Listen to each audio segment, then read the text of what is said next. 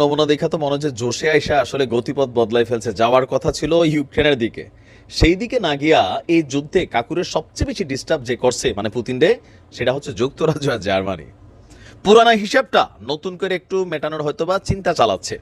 আমরা ভাবছিলাম সাগর থেকে যাবে একদিকে, ওমা জাহাজ দেখি যাচ্ছে আরেকদিকে, যাচ্ছে তো যাচ্ছে যাচ্ছে তো যাচ্ছে, ওই প্রান্তে আবার টু টু আওয়াজ শুরু হয়ে গেছে, আসতেছে রে রাশিয়া আসতেছে। কারণ কি জানেন আওয়াজটার? যে জাহাজটা নিয়ে পুতিন রওনা দিছে বা যেটা পাঠাইছে, সেটাতে উচ্চ প্রযুক্তির ভয়ঙ্কর ক্ষেপণাস্ত্র বোঝাই করা একটা জাহাজ, যেখান থেকে ক্ষেপণাস্ত্র উৎক্ষেপণও করা যায়। হঠাৎ করে যুদ্ধের সমীকরণে নতুন যে ডাইমেনশন আসছে সেটা হচ্ছে যুক্তরাজ্য। কেউ কেউ বলছেন যে মার্কিন নির্বাচনে ডোনাল্ড ট্রাম্প বিজয়ী হওয়ার পর রাজনীতির হিসাব নিকাশ অনেকটা বদলে যাচ্ছে। আর এই বদলে যাওয়া হিসাব নিকাশে রাশিয়া তাদের নতুন করে আধিপত্যটা যেই রাষ্ট্রগুলো দ্বারা ক্ষতিগ্রস্ত হয়েছিল তাদের বিরুদ্ধে আরও একবার দেখিয়েছে। দর্শক, এই পরিস্থিতিতে হঠাৎ করে ইংলিশ চ্যানেলে হাইপারসোনিক ক্ষেপণাস্ত্রবাহী রণতরী নিয়ে একদম যুক্তরাজ্যের সীমান্ত ঘেঁষা বরাবর এরিয়াতে রাশিয়ার যুদ্ধজাহাজ দাপিয়ে বেড়াচ্ছে। বিষয়টিকে কূটনীতির বহির্ভূত কর্মকাণ্ড হিসাবে আপনার আখ্যায়িত করছে যুক্তরাজ্য। বার্তা সংস্থা রয়টার্সের প্রতিবেদন বলছে, নতুন প্রজন্মের হাইপারসোনিক ক্রুজ মিসাইল লোডেড এক রুশ নৌবাহিনীর একটি জাহাজ ইংলিশ চ্যানেলে মহড়া দিচ্ছে। এর আশেপাশে যুক্তরাজ্যের যুদ্ধ জাহাজগুলো আছে, কিন্তু তারা তাকে বাধা দেয়নি। এছাড়া আটলান্টিক মহাসাগরেও একটি বড় ধরনের নৌ মহড়ার প্রস্তুতি নিচ্ছে রাশিয়া। এখন কেন? রাশিয়ার রাষ্ট্রীয় বার্তা সংস্থা বলছে, মহড়ায় জাহাজের ক্রুরা জাহাজ বিধ্বংসী হাইপারসোনিক ক্ষেপণাস্ত্র এবং কাউন্টার ড্রিল মানে পাল্টা আক্রমণ কিভাবে চালাইতে হবে সেইটার আপনার অনুশীলন করেছেন। এছাড়া প্রতীকী সেনাদের উপর যুক্তরাজ্যের সেনা দেখাইয়া বিভিন্ন কইরা তাদের সেইখানের উপর বিমান এবং সমুদ্রপথে পুতিন কাকু ড্রোন হামলারও মহড়া চালিয়েছে যুক্তরাজ্যের বাড়ির ঘাটায়।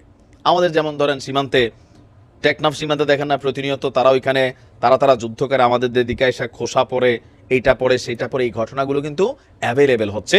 যদিও বাংলাদেশ আমরা আওয়ামী লীগ সরকারও চুপচাপ নীরবে হজম করছে, আর অন্তর্বর্তী সরকার তো হজমই করছে, আমাদের সাহসের হয় নাই। কিন্তু পুতিনের সাহস আছে, মেশিনারিজ আছে। রাষ্ট্রীয় বার্তা সংস্থা RIA তারা বলছে, নর্দার্ন ফ্লিট ফ্রিগেট অ্যাডমিরাল জাহাজটার নামের মধ্যে আছে গোলভোকু, এটা আপনার ইংলিশ চ্যানেলে মহড়া চালাচ্ছে। বর্তমানে তারা আটলান্টিক মহাসাগরে মিশন পরিচালনার জন্য প্রস্তুতি নিচ্ছে।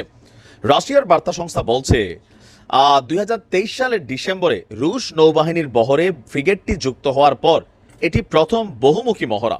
এই জন্য জাহাজটি রাশিয়ার উত্তরাঞ্চলের মূল ঘাঁটি থেকে গত 2রা নভেম্বর যাত্রা শুরু করেছে। রণতরীটি যুক্ত হওয়ার আগে তৎকালীন প্রতিরক্ষা মন্ত্রী সের্গেই শুইগু বলেছিলেন, এটি অত্যাধুনিক প্রযুক্তির যে মিসাইল জিরকন সেইটা দ্বারা এটাকে ডেকোরেশন করা হয়েছে। সমুদ্র ভিত্তিক এই হাইপারসোনিক ক্ষেপণাস্ত্রের সীমা 900 কিলোমিটার। এটি শব্দের চেয়েও কয়েক গুণ দ্রুত গতিতে ছুটতে পারে, যার ফলে শত্রুপক্ষের এটিকে প্রতিরোধ করা আপনার কঠিন হয়ে পড়বে। এখন যখন এটার এত কোয়ালিটি, স্বাভাবিকভাবে যুক্তরাজ্যতে একটু টেনশন হচ্ছে, কারণ ঋষি সুনাকের সরকার, এর আগে বরিস জনসনের সরকার, আরো যারাই ছিল এরা টানা রাশিয়ার বিরুদ্ধে ইউক্রেনকে মেশিনারি সহযোগিতা করেছে। সেই ক্ষেত্রে আমেরিকা মিত্র ছিল, বা বাইডেন এখনো মিত্র, ট্রাম্পও হয়তো ভবিষ্যতে মিত্র হবে, কারণ মার্কিন যুক্তরাষ্ট্র তাদের পররাষ্ট্র নীতির ক্ষেত্রে আপনার কি বলা হয় যে কখনো পরিবর্তন খুব বেশি আনে না, অন্তত তাদের এরিয়াগুলোতে। বাট পুতিন কাকু সুযোগ পাইয়া তিনি কিন্তু তার শত্রুদেরকে একটু হালকা ঝালাই দিচ্ছেন। ওদিকে জেলি আত্মসমর্পণের প্রস্তুতি নিচ্ছে। খেলা হবে।